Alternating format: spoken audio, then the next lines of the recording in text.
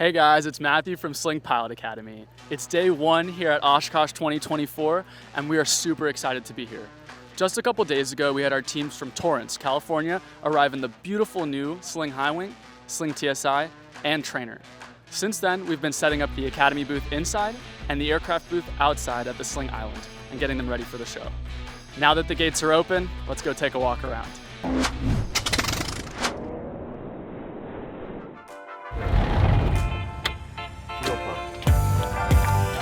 Oshkosh. Very good. So much. Hey, thank you very much. Thank you.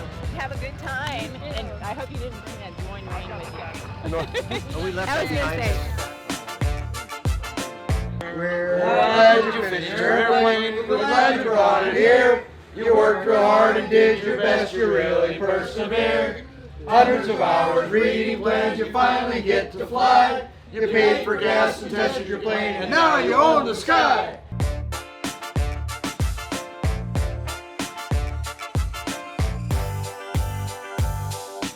Hey, we got it, dude.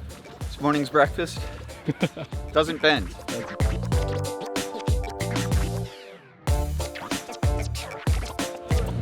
We're going straight back, yeah?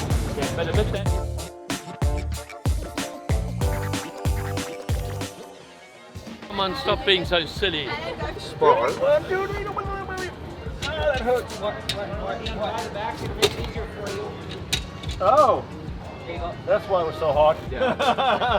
You guys were getting a workout as well. Yeah. That's interesting. But oh, wait a second. I think the prop had its own stand. We'll see. We'll see. What you got there? Give me a prop, man. Crazy South Africa.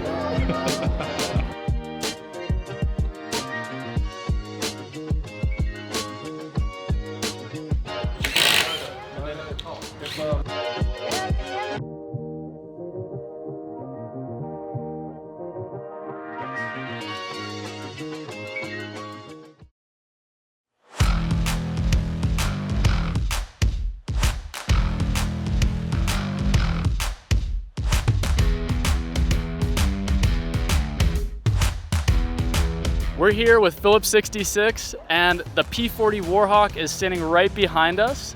It's a beautiful aircraft. Can you tell us a little bit about it? So it's a P40 Warhawk, as you mentioned. I believe it's the N model, which was the last model that was built. I mean, it was out of date by the time World War II really started underway, but it's painted up actually as the Flying Tigers.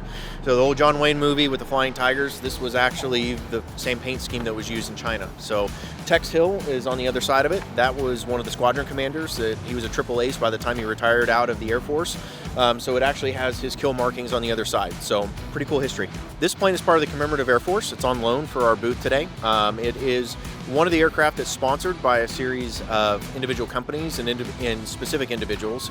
So I believe there's 5 of them, but it's all underneath the Commemorative Air Force's care. Is this your first Oshkosh, or have you been out here before? No, I've been here. This is my 8th year actually at Oshkosh. So every year gets bigger and better. This is the 3rd year we've had a plane. Last year we had a T6 that was part of the WASP squadron. Again, out of the Commemorative Air Force's Texas wing as well, specifically the Dallas. And then the year before that, we had a BT-13 as well. So each year it kind of gets bigger and better, and this year we've got the Warhawk. We were walking over to the Boeing Plaza, and we came across this pretty cool Coast Guard helicopter with a bunch of gentlemen on top and around it, opening up hatches. So let's go take a look. So I'm here with the Coast Guard. I'm here with Colin. What can you tell me about this helicopter behind us? It's the best. It's H-60 Tango. These things are beasts. You'll know what they are when they fly over. The sound is so distinct. It's a great helicopter. What do you guys mainly use these helicopters for? Where we're at in Traverse City, it's primarily search and rescue, but they can be also used for law enforcement as well. All right, cool. And then I noticed you guys got is that cherries with the wings on them? What's that for? Traverse City is the cherry capital of the world, and that's our logo right there. The cherries with the wings. This is a classic emblem for Traverse City. And where is that located? Northwestern lower Michigan, so on the palm right there, I guess looking towards the camera, it'd be right up here on the lower portion of Michigan. Did you come in on the helicopter? I did, yep. You flying, or what were you doing? I sit in the back. I'm just back there for the free ride. So. Taking advantage of the view? Oh yeah, all the time. You got any fun facts that someone might want to know about this helicopter? We do have relief tubes if we need to use them, so I bet those come in handy. they do. Usually we just recommend a bottle because if you use them, you have to clean them out. So. You don't have to do the maintenance on that? Well, whoever pees in it has to do the maintenance. So Fair enough. Yep. And is this your first Oshkosh? That's my first Oshkosh. I'm blown away. It's awesome. So does it look busy to you yet? This is busy to me. I'm not sure if it gets busier than this. Hopefully it does, but this is busy to me. Yeah, just wait till Friday. All right. All right, nice to meet you, man. Thanks for doing this. Thank you. Thank you. All right, first stop at the Boeing Plaza. I'm here with Randall, and we're standing in front of Fifi. Can you tell us a little bit about this plane? You bet. Fifi is a 1945 Boeing B29A Super Fortress, so one of the super weapons of World War II. I see there's quite a line of people waiting to take a look. What makes this plane so special? Well, not only is she a historically significant artifact of American air power history, but because she's got a lot of unique features that were pioneered by the B-29, there's a lot to see in there. So the basic features were it was the first pressurized bomber.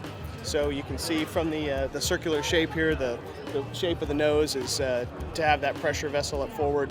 It had a much larger bomb bay area, and in fact this particular aircraft has a bomb bay with bomb bay door cutouts to carry the first nuclear weapons, the first generation nuclear weapons.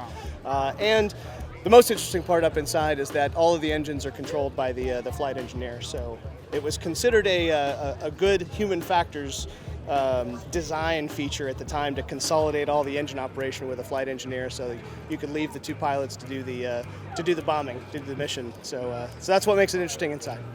Wow, that's incredible. I didn't know that they had so much authority, being in charge of the engines back then, not the pilots. It definitely makes it a little bit of a telephone game because I have to verbally tell the flight engineer what power settings that I want, and sometimes he can offer me some feedback as to whether he thinks that's the right one or not.